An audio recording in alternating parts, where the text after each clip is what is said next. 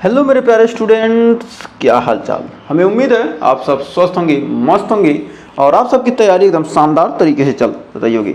तो स्वागत है एक बार फिर से UBT+CNM फीमेल हेल्थ वर्कर के नर्सिंग क्लास में। पढ़ रहे हैं प्राथमिक स्वास्थ्य देखभाल का लेक्चर नंबर 16 लेक्चर कंप्लीट कर लिया तो एक बार प्ले लिस्ट में विजिट कीजिए, बहुत सारे कंटेंट आपको मिल जाएंगे।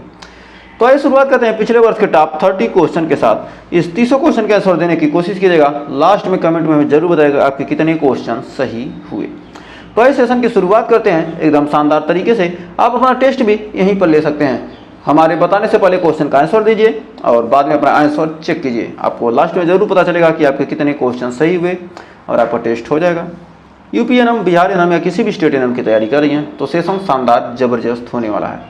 तो इस सेशन की शुरुआत करते हैं एकदम बेहतरीन तरीके से। तो फर्स्ट क्वेश्चन आपके स्क्रीन पर आ चुका है। कर CPSC में सी का अर्थ क्या है?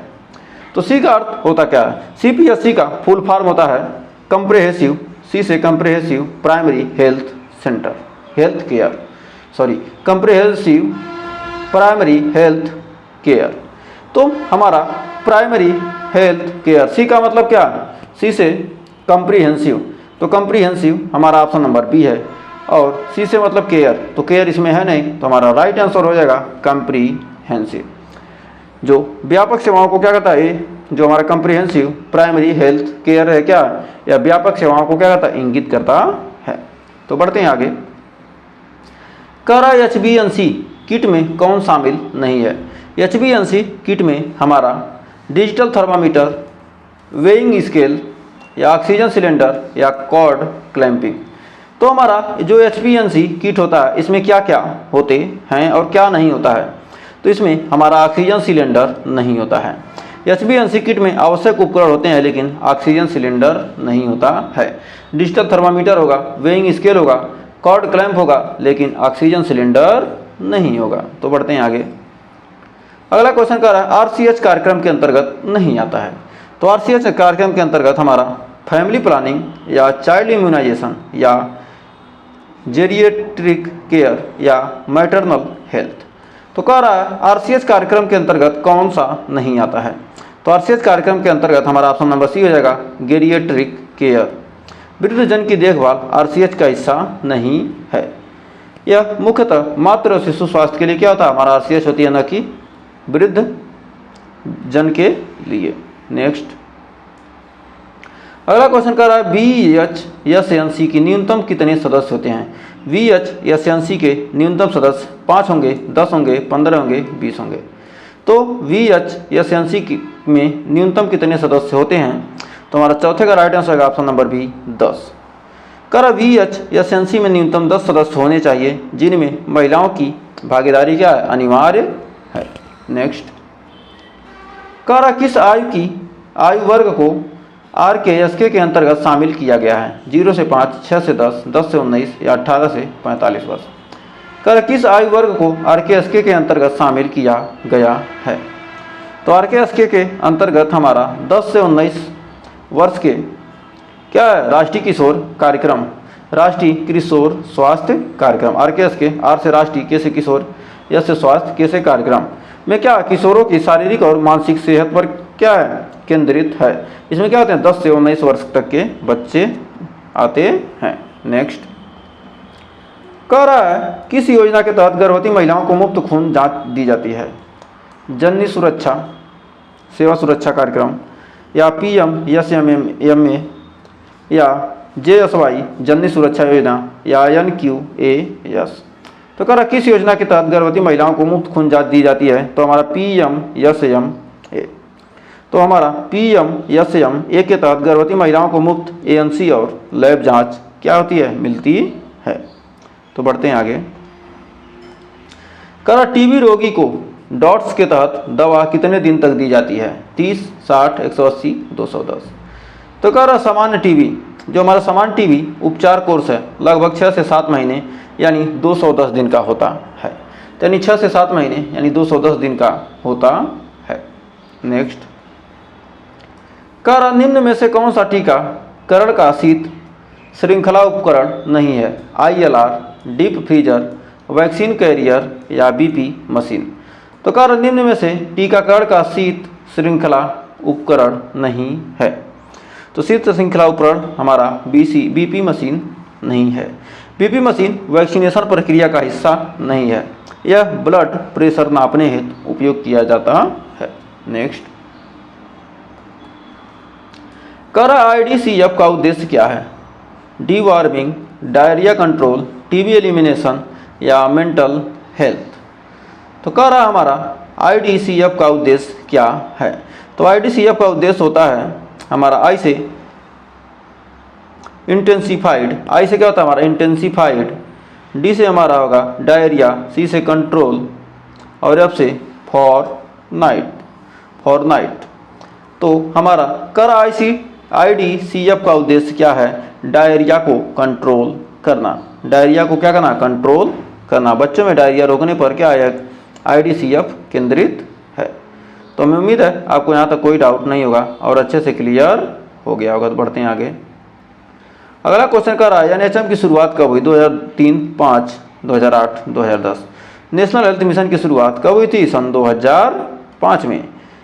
ग्रामीण क्षेत्रों में स्वास्थ्य को सुधार के लिए क्या किया था? इस नेशनल हेल्थ मिशन की शुरुआत की गई थी।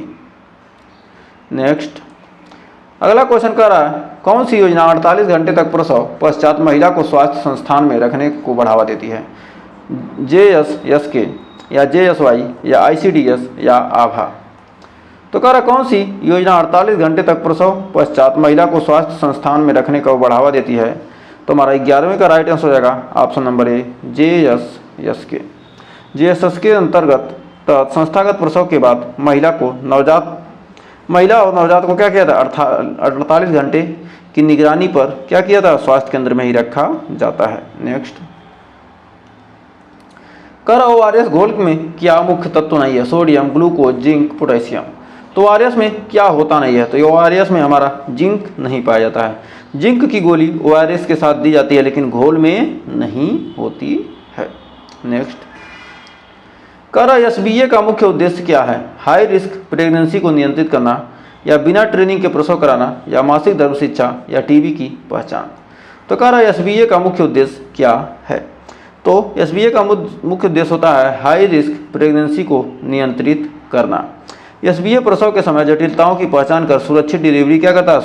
सुनिश्चित करता है। नेक्स्ट, निम्न में से कौन सा आशा कार्यकर्ता की जिम्मेदारी नहीं है? रोगी की का रेफरल, टीकाकरण, सर्जरी करना या गृह भ्रमण। तो निम्न में से कौन आशा कार्यकर्ता की जिम्मेदारी नहीं है? तो आशा कार्यकर्ता की जिम्मेदारी कौन सी नहीं है? तो हमारा ऑप्शन नंबर सी हो जाएगा, सर्जरी करना। आशा का कार्य सर्जरी करना नहीं है, यह केवल प्राथमिक देखभाल व जागरूकता में क्या करती है? सहयोग करती है। तो हमें उम्मीद है आपको सेशन पसंद आ रहा है। सेशन अच्छा लगा तो सेशन को लाइक शेयर करके जल्दी से चैनल को सब्सक्राइब कर दीजिए। तो देखिए 15वां क्वेश्चन प्राथमिक स्वास्थ्य केंद्रों में कितने मेडिकल ऑफिसर अनिवार्य हैं? 1, 2, 3, 4। तो प्राथमिक स्वास्थ्य केंद्रों में कितने मेडिकल ऑफिसर अनिवार्य हैं? तो हमारा राइट आंसर हो जाएगा ऑप्शन नंबर ए, 1। प्रत्येक PSC में कम से कम 1 मेडिकल ऑफिसर होना चाहिए। नेक्स्ट, NPCD-CS कार्यक्रम का उद्देश्य है वेक्टर डिजीज को नियंत्रित करना या नॉन कम्युनिकेबल डिजीज को रोकथाम या चाइल्डहुड इम्यूनाइजेशन या एनीमिया एरिडिकेशन। NPCD-CS कार्यक्रम का उद्देश्य है। NPCD-CS कार्यक्रम का उद्देश्य हमारा क्या है? NPCD-CS कार्यक्रम का उद्देश्य हमारा है नॉन कम्युनिकेबल डिजीज की रोकथाम। नॉन कम्युनिकेबल डिजीज की रोकथाम। NPCD-CS हृदय रोग, डायबिटीज आदि जैसे गैर संचारी रोगों पर क्या है? यह केंद्रित होता है। नेक्स्ट, तो अगला क्वेश्चन हमारा क्या कर रहा है? HbA1c विजिट कितने दिनों तक किया जाता है? 14 दिन, 28 दिन, 42 दिन, 60 दिन। तो HbA1c विजिट कितने दिन तक किया जाता है? तो हमारा राइट आंसर हो जाएगा 42 डेज, यानी 42 दिन तक HbA1c विजिट किया जाता है। नवजात की देखभाल हेतु 42 दिनों तक आशा द्वारा क्या गृह भ्रमण किया जाता है। नेक्स्ट, कौन सा दस्त से बचाव में सहायक नहीं है? ORS, जिंक, IV एंटीबायोटिक या स्वच्छता। तो कौन सा दस्त से बचाव में सहायक नहीं है? तो तो हमारा हो जाएगा IV एंटीबायोटिक। यह क्या है, दस्त के लिए कोई काम नहीं करता है।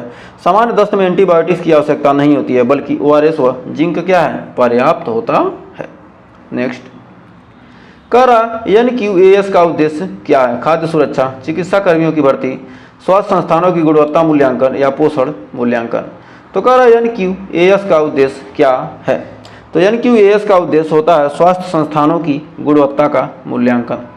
स्वास्थ्य संस्थानों की गुणवत्ता का क्या करना, मूल्यांकन करना। NQAS स्वास्थ्य सेवाओं की गुणवत्ता को प्रमाणित करने हेतु बनाई गई क्या है, एक सिस्टम है। नेक्स्ट कर आंगनबाड़ी केंद्र किसके अंतर्गत आते हैं, तो आंगनबाड़ी केंद्र किसके अंतर्गत है, NHM, ICDS, नाको या PMJ, प्रधानमंत्री प्रधानमंत्री जन आरोग्य योजना। तो कह रहा है हमारा राइट आंसर क्या है, आंगनबाड़ी केंद्र किसके अंतर्गत आते हैं, तो हमारा राइट आंसर क्या हो जाएगा, ICDS के अंतर्गत आते हैं। आंगनबाड़ी सेवाएं ICDS के अंतर्गत आती हैं, जो पोषण व पूर्व विद्यालय शिक्षा प्रदान करती है। नेक्स्ट कर IMR को कम करने के लिए कौन सा योगदान नहीं देता है, स्वच्छ प्रसव, जन्म पूर्व देखभाल, दंत चिकित्सा, स्तनपान।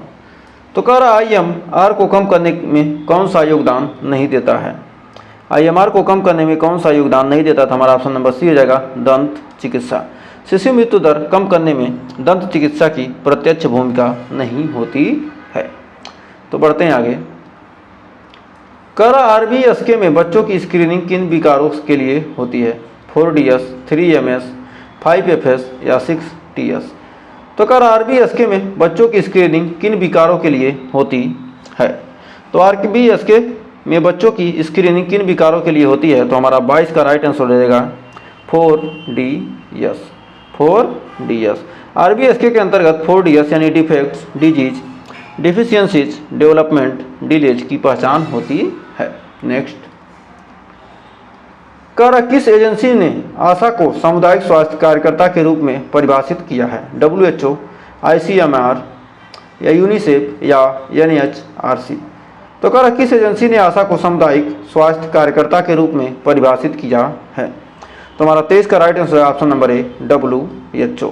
WHO ने आशा को एक मान्यता प्राप्त सामुदायिक स्वास्थ्य कार्यकर्ता के रूप में क्या किया गया है, माना है। नेक्स्ट कर आशा को कितने घरों की जिम्मेदारी दी जाती है, 50 से 100, 100 से 150, 150 से 200, 200 से 250। तो आशा कार्यकर्ता को कितने घरों की जिम्मेदारी दी जाती है, तो आशा कार्यकर्ता को 200 से 250 घरों की क्या की जाती है, जिम्मेदारी दी जाती है। तो हमारा कर एक आशा कार्यकर्ता को समानता कितना, 1000 आबादी या 200 से 250 घरों की क्या की जाती है, देख रेख का दायित्व होता है। इसमें जो पहले पूरा हो जाएगा उसी को प्रमुख माना जाएगा, तो 200 से 250 घर के बीच हो या 1000 पहले संख्या पूरी हो गई तो सही होता है। नेक्स्ट कर JSY के अंतर्गत किसे लाभ नहीं मिलता, शहरी BPL महिला, ग्रामीण BPL महिला, 4 बच्चे की माँ, पहली बार माँ बनने वाली। तो कह रहा जननी सुरक्षा योजना के अंतर्गत किसे लाभ नहीं मिलता, तो 4 बच्चे की माँ को क्या होता है, लाभ नहीं मिलता। केवल 2 बच्चों तक के प्रसव में जननी सुरक्षा अंतर्गत क्या वित्तीय सहायता मिलती है। नेक्स्ट अगला क्वेश्चन कर रहा है FLW का अर्थ क्या है, first time worker, front line worker, first lady worker, family line worker. तो हमारा FLW का अर्थ है फ्रंट लाइन वर्कर। FLW का अर्थ होता है फ्रंट लाइन वर्कर। FLW वे स्वास्थ्य कार्यकर्ता हैं जो सामुदायिक स्तर पर क्या होते हैं, सीधे सेवाएं देते हैं। नेक्स्ट देखिए कह रहा है VHSNC को धन किस मद से मिलता है, PM फंड, रोगी कल्याण समिति, यूनाइटेड फंड या स्टेट स्कीम। तो कह रहा है VHSNC को धन किस मद से प्राप्त होता है, तो VHSNC को धन हमारा किस पद से, यूनाइटेड फंड से प्राप्त होता है। VHSNC को प्रतिवर्ष 10,000 तक का यूनाइटेड फंड क्या होता है, मिलता है। नेक्स्ट फिर कह रहा है किस कार्यक्रम के अंतर्गत कैंसर की प्रारंभिक जांच होती है, NPCDCS या NTEP या RBSK या PMSMA। तो कह रहा किस कार्यक्रम के अंतर्गत कैंसर की प्रारंभिक जांच होती है, तो हमारा राइट आंसर हो जाएगा NPCDCS के अंतर्गत क्या होता है, कैंसर, डायबिटीज व हृदय रोगों की क्या होती है, स्क्रीनिंग की जाती है। नेक्स्ट कर आशा को प्रोत्साहन राशि किस आधार पर दी जाती है? शिक्षा, जात, कार्य निष्पादन या आय। तो आशा को प्रोत्साहन राशि किस आधार पर दी जाती है? तो हमारा राइट आंसर रहेगा ऑप्शन नंबर सी, कार्य निष्पादन। आशा को विभिन्न कार्यों में एजेंसी, विजिट, प्रसव, टीकाकरण आदि के आधार पर प्रोत्साहन राशि मिलती है। नेक्स्ट, कर कौन सी योजना नवजात को जन्म के तुरंत बाद संस्था में स्थान में ठहरने हेतु प्रेरित करती है? JSSK या PMSM में या ICDS या NHM? तो हमारा